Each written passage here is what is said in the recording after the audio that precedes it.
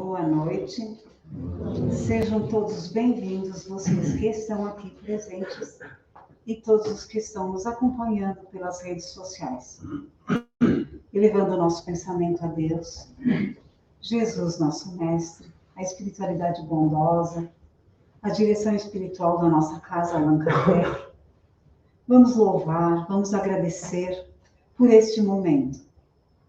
Senhor, nós estamos aqui, nós queremos aprender os teus ensinamentos, nós queremos seguir os teus passos, nos dá ânimo, nos dá força, nos dá fé, coragem, para que possamos aprender sim e nos melhorarmos cada dia um pouquinho mais nesse nosso caminho de evolução. Pai nosso que estás no céu, santificado seja o vosso nome. Venha a nós o vosso reino, seja feita a vossa vontade, aqui na terra como em todo lugar. O pão nosso de cada dia nos dai hoje. Perdoai, Senhor, nossas ofensas, assim como nós perdoamos a quem nos tem ofendido. Não nos deixeis cair em tentação, mas livrai-nos de todos os males. Que assim seja. Hoje, a nossa explanação está a cargo do Rodrigo Gonçalves, nosso colega, companheiro de jornada, e hoje ele vai falar sobre as dores da alma. E nós vamos pedir para que Deus o ilumine, para poder nos transmitir tudo que ele preparou com carinho e que nós possamos compreender e pôr em prática. Rodrigo.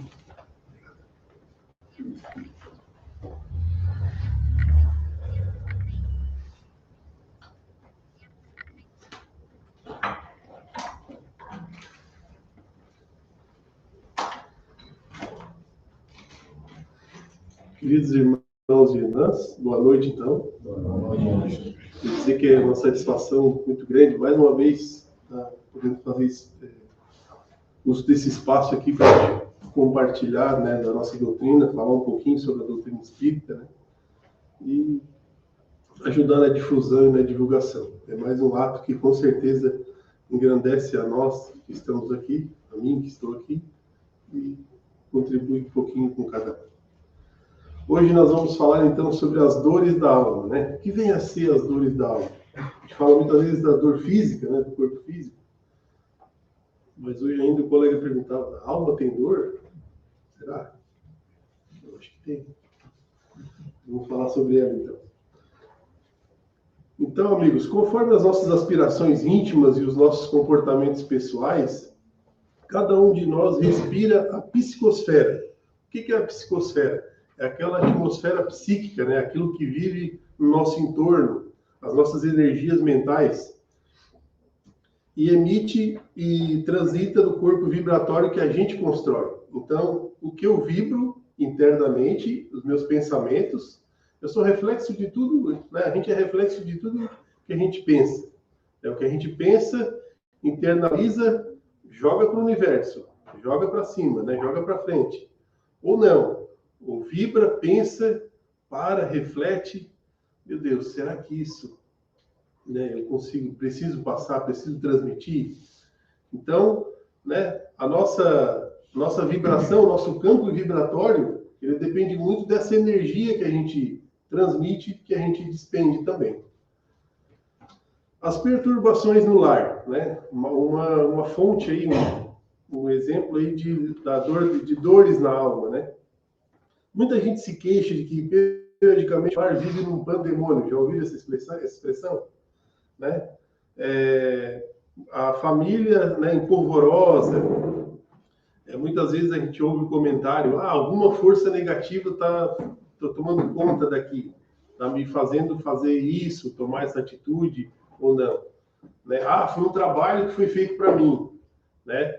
Mas não pensa, não reflete nas próprias atitudes, o que está acontecendo, né? Lá dentro do nosso íntimo, da nossa mente.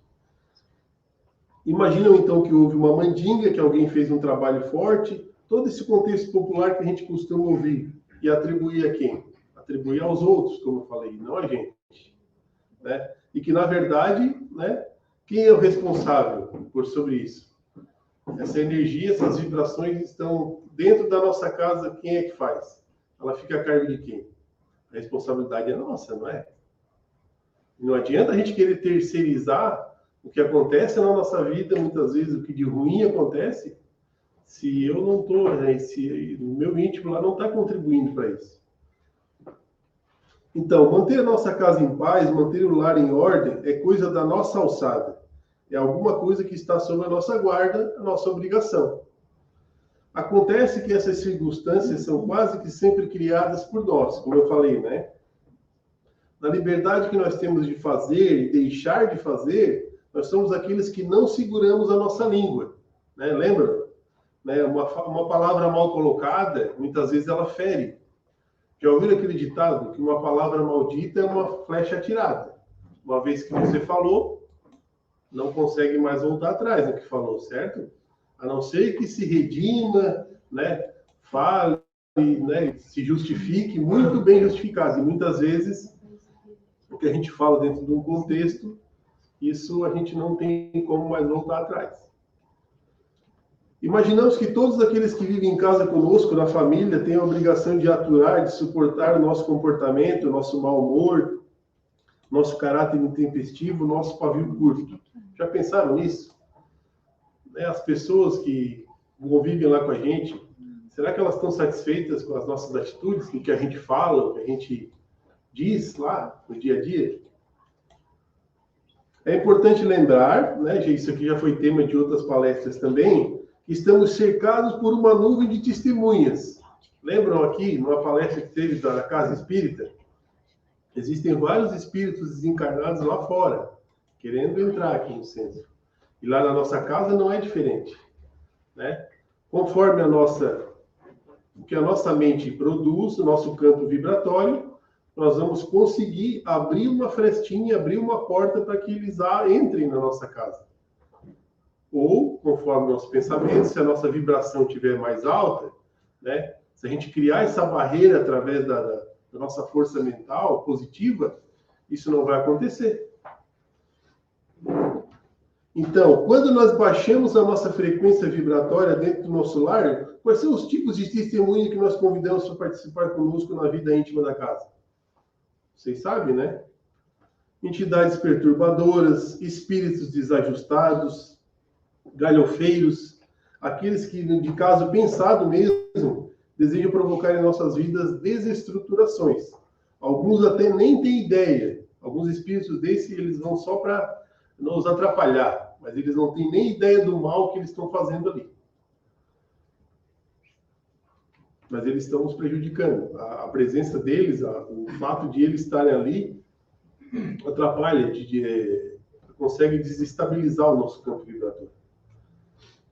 Então, é a partir da nossa forma de ser, é a partir do nosso modo de viver, do pensamento que cultivamos, das ações que praticamos, das palavras que falamos, que elegemos os nossos companheiros espirituais. Podemos estar muito bem acompanhados em termos psíquicos, né? Hoje eu estou bem, hoje a minha cabeça tá legal. Mas a gente pode estar muito mal resguardado espiritualmente, né? Não é porque eu estou com uma energia, um pensamento bom, hoje vai acontecer uma coisa legal, hoje eu vou fazer alguma coisa legal. Mas se a minha cabeça, se a minha energia não estiver concentrada no todo, para que essa energia ela vibre positivamente, isso pode não acontecer, não ter um desfecho muito legal. Bom, é por isso que devemos, então, ter cuidado na nossa convivência. Ninguém vai imaginar que dentro de casa não vão surgir discussões, divergências, alguma indisposição, alguém que fala de uma forma mais ríspida. Às vezes acontece, né? De ter uma discussão, algum desentendimento, alguma fala mais acalorada, mas a gente tem que tomar o cuidado de saber, de analisar e pensar o que vai falar. O que eu falei lá atrás, da flecha atirada, né? Lá em casa mesmo, né, eu estava pensando sobre o tema, né? Eles falam, né, muitas vezes os meus filhos reproduzem, nossa, o pai tá azedo hoje, o que houve? A mana tá com a faca na bota, né? Eles usam essas expressões. Ou que bicho mordeu a mãe hoje, o que aconteceu? Então, são essas percepções que a gente tem dentro do nosso lar que a gente, através de uma fala, através de uma palavra, tenta vibrar positivamente para ver que essas coisas não se propaguem, não aconteçam, não tomem uma proporção maior. Ó, então, o que não deve acontecer é postura de agressividade que fere, aquela postura pessimista, hostil, negativa, que se torna rotina dentro desse contexto familiar. Quando isso se torna constante, então, não há dúvida que a gente vai estar mal assistido. Concorda comigo? Como eu falei, pensando positivamente ou pensando negativamente, aliás, a gente vai trazer essa legião de maus espíritos para que a gente contribui para que a energia da casa não fique legal. Quando tudo isso é agasalhado por nós, então, isso acaba trazendo uma baixa autoestima, vai fazendo com que entidades desencarnadas, infelizes em si mesmas, se apropriem e bebam desse caldo de energia de baixa frequência. É isso que acontece lá no mundo espiritual. Eles se alimentam da nossa energia negativa para propagar essa energia ruim dentro do nosso ambiente. Então, desestabilizam, como eu falei, e causam essas infestações negativas no nosso seio familiar. Interessante em cima disso, então, é que foi feita uma reflexão sobre o terceiro e a quarta parte do Livro dos Espíritos, né? Eu estava dando uma olhada, e a partir do estudo do Livro dos Espíritos que a gente consegue compreender aqui um pouquinho mais sobre o conhecimento humano, né? Ele traz para a gente o nosso papel, um verdadeiro papel aqui nesse plano. Na terceira parte, por exemplo, o Livro dos Espíritos fala das leis morais, né, das relações humanas. A relação comigo mesmo, né, os valores que eu tenho com o verdadeiro, com o meu próximo e com Deus. Nos faz refletir como devemos reagir diante dos maus pensamentos. É o que eu falei antes, o autoconhecimento. Quanto mais a gente se conhece, quanto mais a gente consegue detectar os nossos defeitos, ou as nossas limitações, mais a gente está contribuindo para melhorar a nossa harmonia familiar. Como eu devo agir também em relação ao outro e também a minha relação com Deus, a minha consciência plena, meu estado de espírito que habita esse plano aqui, né? O porquê recebi a oportunidade da reencarnação? Essa é a nossa comunicação com Deus. O que eu estou fazendo aqui? Qual é a minha missão aqui nesse plano? Vocês já pensaram, pararam para pensar? Na quarta parte, o codificador esclarece as consequências do comportamento, o do que fazer e o do que não fazer, o que fazer para nos aliviar ou nos distanciar dos males, das dores do mundo, das dores da alma, né? O que eu tenho que... São as escolhas. Lembra que a gente falava numa palestra anterior sobre as nossas escolhas? É exatamente isso. O que eu vou escolher hoje vai ser futuro, vai ser reflexo das minhas atitudes, do que eu vou colher amanhã, lá na frente.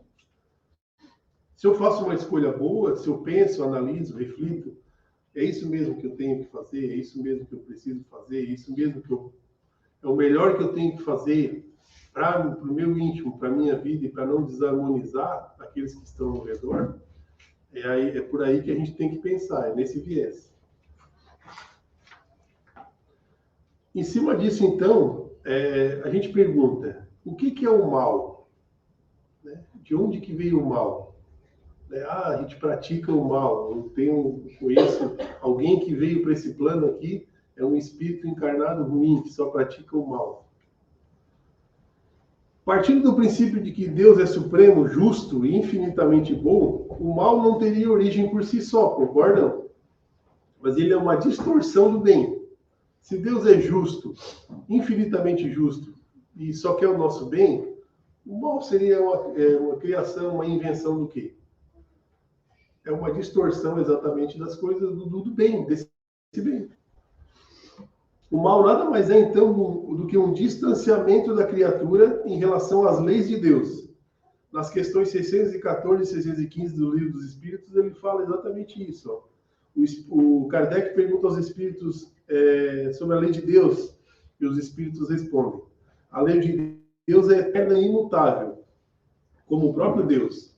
E o ser humano, o homem, que somos nós, só nos tornamos infelizes quando dela nos afastamos.